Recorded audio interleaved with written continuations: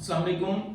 आज की हमारी वीडियो है everything that rises must converge. ये हमारी शॉर्ट स्टोरी है जो कि 1965 में पब्लिश हुई और फ्रेंडली ओ कॉर्नर ने इसको लिखा है। अब हमारी जो ऑथर है वो 25 मार्च 1925 को पैदा हुई है और 3 अगस्त 1964 इनकी डेट ऑफ डेथ है।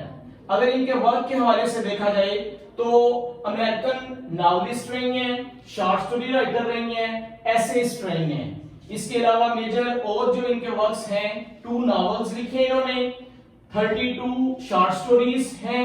उसके अलावा रिव्यूज और कमेंट्रीज, ये सारी चीजें इनके हाथ से गुजरी, मतलब ये इन्होंने लिखी।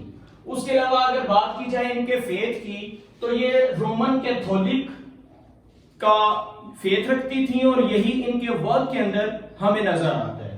उसके अलावा इनका जो स्टाइल है ये साउदर्न गोथिक हवाले से लिखती हैं। सेटिंग अगर इस शॉर्ट स्टोरी की देखी जाए तो अमेरिकन सिविल राइट्स मूवमेंट्स जो कि 1960s में चली थी उसमें इनका बहुत ज्यादा रोल है। मतलब ये जो चली थी मूवमेंट उसके बैकग्राउंड में ये शॉर्ट स्टोरी लिखी गई है। 1960s में अमेरिकन सिविल राइट्स मूवमेंट चली थी जिसके अंदर ब्लैक और व्हाइट को सेम एक ही बसों के अंदर सफर करने की इजाजत मिल गई थी या इकट्ठे रहने की इजाजत मिल गई थी। उस एक के हवाले से देखा जाए तो इसकी नरेशन या पॉइंट ऑफ व्यू जो है वो 3rd पर्सन नरेशन है। और अगर अपनी शॉर्ट स्टोरी के पर्पस को देखें तो इन्फ्लुएंस ऑफ रेसिज्म और प्रिजुडाइस, ये रेसिज्म और प्रिजुडाइस इन दो चीजों का असर हमारे इस शॉर्ट स्टोरी में नजर आएगा। उसके अलावा अगर सिंबल्स की बात की जाए तो 2 सिंबल जो है वो हमारी इस शॉर्ट स्टोरी में डिस्कस किए गए हैं।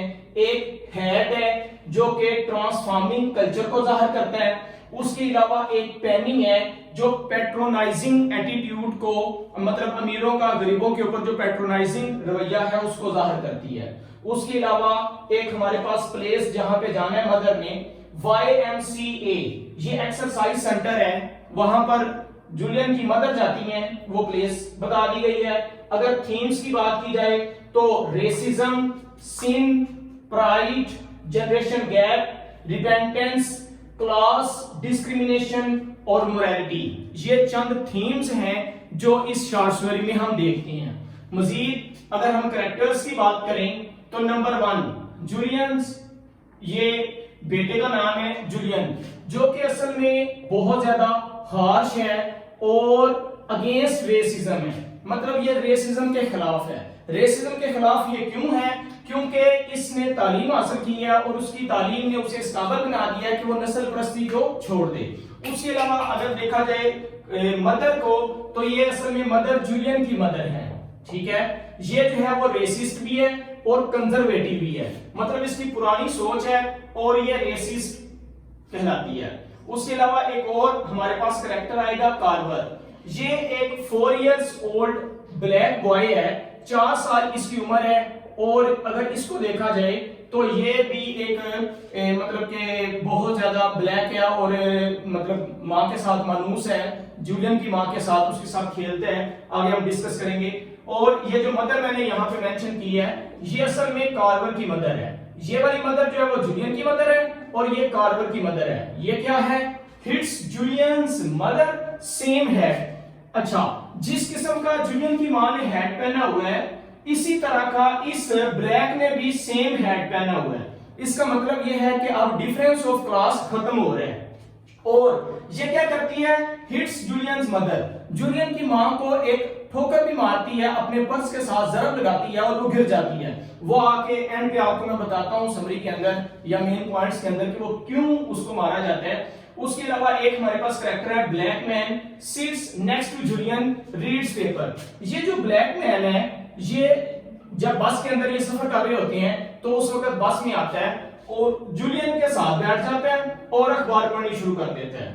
इसके साथ जूलियन जो है वो बातचीत भी करता है। नेक्स्ट हमारे पास कैरेक्टर है women with red canvas shoes. एक और औरत उसी बस में आके बैठी है जो कि असल में व्हाइट है और इसने कैनवस शूज पहने हुए हैं, white and red canvas shoes पहने हुए थे। उसके अलावा लास्ट कैरेक्टर है वीमेन विद प्रोट्रूडिंग टीथ। ये फैले हुए दांतों वाली एक लड़की आती है, औरत आती है जो वाइट है, ये भी जूलियन की मां के साथ आके कन्वर्सेशन स्टार्ट करती है। तो ये चंद कैरेक्टर्स थे जो हमारे सामने हैं।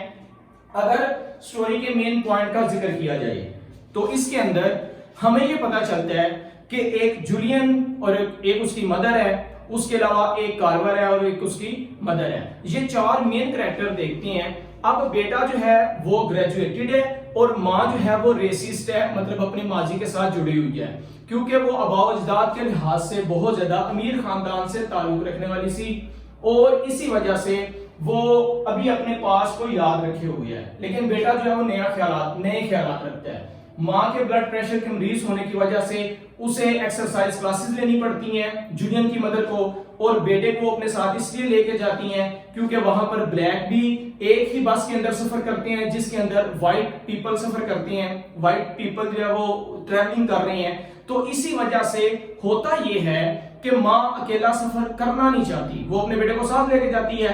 अब बेटे की मजबूरी है साथ जाना, लेकिन वो अपनी माँ को सबक सिखाना चाहता है, इवन कि वो टांट करता है और नाराजगी का भी इजहार करता है मुख्तलिफ ब्लैक पीपल के साथ कन्वर्सेशन करके, उनसे गुफ्तगू करके, ताकि मेरी माँ को सबक मिले कि ब्लैक के साथ इख्तलाफ नहीं रखना चाहिए या जो डिस्क्रिमिनेशन है वो खत्म होना चाहिए। बहरहाल वहां पर बस के अंदर ब्लैक पीपल भी हैं, व्हाइट पीपल भी हैं, और कार्वर है, कार्वर की मदर है, जूलियन है, जूलियन की मदर है। अच्छा, होता यह है कि जूलियन जो है वो जानबूझ के ब्लैक पीपल के साथ बातें करते हैं, उनके साथ, जैसा कि एक ब्लैक पर्सन आएगा जिसके पास एक बड़ा सा बैग है, उसके साथ बातें करनी शुरू कर देगा, उससे सिगार मतलब सिगरेट वगैरह या इस तरह की चीज जो है वो पूछ लेगा कि अगर तुम्हारे पास है, मतलब वो वैसे ही उससे बात करना चाहता है।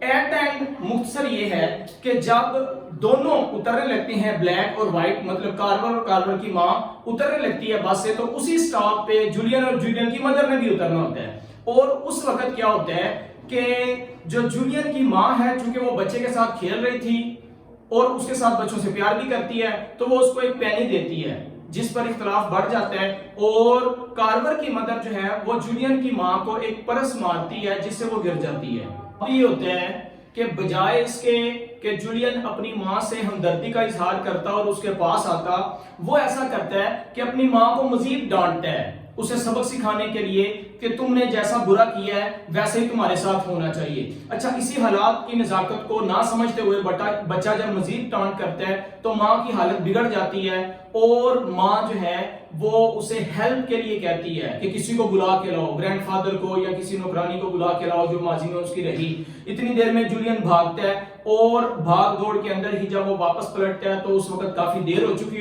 होती है और जूलियन की माँ की डेथ हो जाती है। तो इसी से हम मजीद आगे बढ़ते हैं और उनके पॉइंट्स जो हमारे सामने हैं, मेन पॉइंट्स, उनको जल्दी जल्दी डिस्कस कर लेते हैं। Number 1, story opens with the protagonist. ये प्रोटैगनिस्ट असल में जूलियन है। सेकंड पॉइंट है ही गोस वीकली वेट लॉस मीटिंग्स।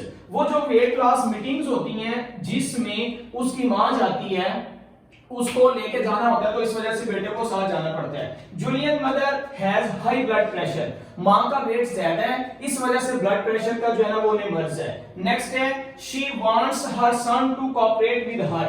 अब वो अपने बच्चे को साथ लेके इसलिए जाना चाहती है क्योंकि ब्लैक और व्हाइट दोनों ने सेम बस में सफर करना होता है और मां को ये अच्छा नहीं लगता।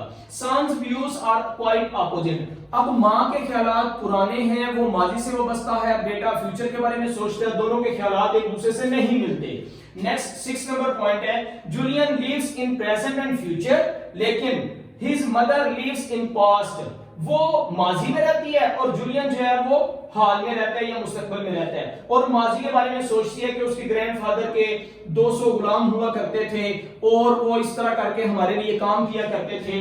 नेक्स्ट पॉइंट नंबर 8 है they enter the bus racially integrated. उसके बाद 9 नंबर पॉइंट है mother does not like black people. मां जो है वो ब्लैक पीपल को पसंद नहीं करती। 10 नंबर है Julian feels bad about this. Julian को ये चीज अच्छी नहीं लगती, मां जो फर्क करती है व्हाइट और ब्लैक के दरमियान, ये वाला। 11 नंबर पॉइंट नेक्स्ट है Julian wants to irritate her, that is why a black man when a black man enters in the bus Julian sits with him. जब एक ब्लैक मैन आता है उसके साथ बैठते हैं मां को इरिटेट करने के लिए। नेक्स्ट पॉइंट है a young Carver black child enters in the बस। बस के अंदर एक छोटा बच्चा है जिसका नाम कार्वर है, वो भी आ गया है और साथ उसकी मदर भी है। और होता यह है कि जब बच्चे एंटर होते हैं तो Julian mother plays with him. Julian की मदर उस छोटे बच्चे से खेलना शुरू कर देती है। अगरचे वो ब्लैक को नापसंद करती है लेकिन बच्चों से वो प्यार करती है और बच्चों के साथ वो खेलती है।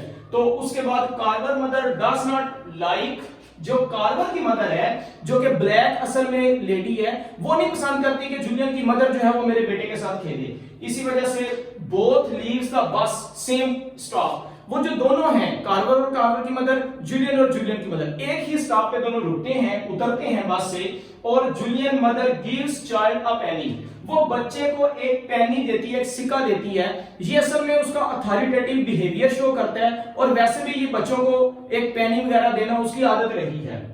और Carver mother refuses to take it, वो ये पेनी लेने से इनकार कर देती है। इसी पर pushes Julian's mother through purse, purse के साथ वो जूलियन की मदर को मारती है।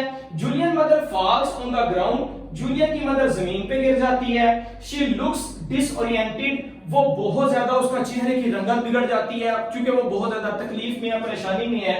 और Julian ask his mother to learn a lesson. अब जूलियन बजाय इसके मां के साथ हमदर्दी का इजहार करे क्योंकि ये भी अपने प्रिजुडाइज के बिल्कुल अरूज पे पहुंचा हुआ है और ये अपनी मां को मजीद कहता है कि तुम्हें इससे सबक सीखना चाहिए। और Julian runs to help but it is too late. जब मां की हालत मजीद खराब हो जाती है उस वक्त बेटा चिल्ला के कहता है मदर मदर, वो मोहब्बत वाली फीलिंग आती है। लेकिन अब उन फीलिंग्स का कोई फायदा नहीं होता क्योंकि मां की उस वक्त डेथ हो चुकी होती है। बहुत शुक्रिया।